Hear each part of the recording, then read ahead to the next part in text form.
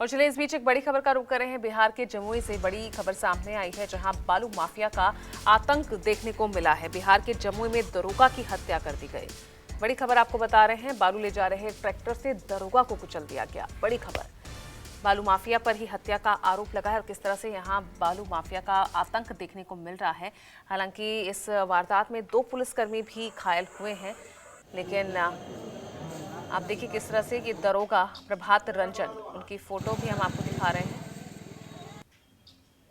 और अमिताभ ओझा जुड़ गए हैं ज्यादा जानकारी के साथ। अमिताभ, किस तरह से ये मामला जो सामने आया है, साफ तौर पर दिख रहा है यहाँ बालू माफियाओं का आतंक कितना ज्यादा फैला हुआ है कि अब यहाँ पर उसके सामने प्रशासन भी पूरी तरह से पस्त नजर आ रहा है।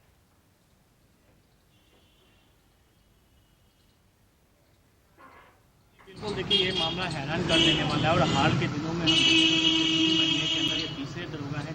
और फिलहाल इस घटना के बारे में जो जानकारी सामने आ रही है, जमुई में बालू माफियाओं का आतंक है, खनन माफिया भी वहां पे है। और आज जब प्रभात रंजन जो 2018 बैच के दरोगा सब इंस्पेक्टर थे और ये अपर थाना अध्यक्ष थे गरीबी में, तो इन्हें जब सूचना मिली कि वहां बालू खनन हो रहा है, तो सुबह ये अपने 2 जवानों के साथ वहां पे गश्ती पे गए थे। और जब बालू लदे ट्रैक्टर को रोकने की कोशिश की तो ट्रैक्टर चालक ने गाड़ी रोकने की बजाय रफ्तार तेज कर दी और जिसके चपेट में दरोगा प्रभात रंजन और एक सिपाही आ गया और जिसके चलते दरोगा की जहां मौत हो गई, वहीं जो होमगार्ड का जवान था उसके अस्पताल में भी स्थिति चिंताजनक बनी हुई है।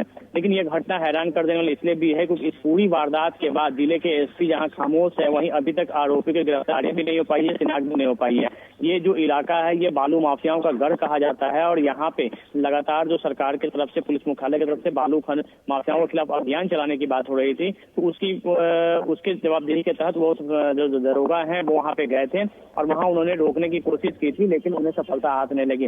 इससे पहले भी जमुई में कई घटनाएं हो चुकी हैं जहां पे बालू खनन को रोकने के पुलिसकर्मियों पे हमला हुआ था। और आज की बात हम देखें तो एक और घटना जो हुई है वो वैशाली में हुई थी, जहां पुलिस पे हमला हुआ है। तो देखिए पुलिस का जो खौफ है वो समाप्त हो रहा है, जिसका नतीजा ये है कि लगातार अलग अलग इलाकों में कहीं वो बालू रोकने जाती है तब छापेमारी तब उस पर हमला होता है, शराब पकड़ने जाती है तब उस पर हमला होता है। तो जो खौफ है वो कहीं ना कहीं वो जाता दिख रहा है। इससे पहले आपको बता दें कि वैशाली में बैंक लूट के दौरान जब अपराधी भाग रहे थे, एक पुलिसकर्मी ने चेकिंग करने की कोशिश की थी तो कांस्टेबल की गोली मारकर हत्या कर दी गई थी। हालांकि बाद में पुलिस ने उसमें मुठभेड़ में 2 अपराधियों को मार गिराया गया था, तीसरा गिरफ्तार हुआ था। तो ये लगातार घटनाएं ये दिखाती हैं कि अपराधी कितने बेखौफ हैं।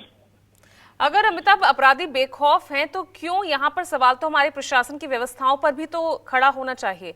जब पता है कि बालू खनन माफिया यहाँ पर पहले भी इस तरह के हमले पुलिस वालों पर कर चुका है, तो पूरी व्यवस्था के साथ, पूरे इंतजामातों के साथ, पूरी टीम के साथ जाना चाहिए था।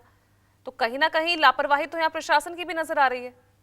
जी बिल्कुल, यही सवाल है जिसका जवाब देने से जमुई के जो एसपी हैं शौर्य सुमन, वो लगातार बचते नजर आ रहे हैं, मीडिया के सामने नहीं आ रहे हैं। यहाँ तक कि परिजनों को भी अभी तक मीडिया से बात करने नहीं दिया गया है। यही बड़ा सवाल है कि जब इलाके में और ये बालू खनन का जो पहले से अड्डा रहा है, पूरा इलाका रहा है, तो वहाँ पे सिर्फ 2 सिपाहियों के साथ दरोगा को वहाँ क्यों भेजा गया? तो वहाँ पुलिस फोर्स जो है क्यों नहीं भेजी? जबकि बिहार पुलिस के द्वारा ये अलग अलग जो भी बालू खनन वाले क्षेत्र हैं वहाँ पे स्टैटिक फोर्स दी गई है ताकि वो बालू माफियाओं चलिए बने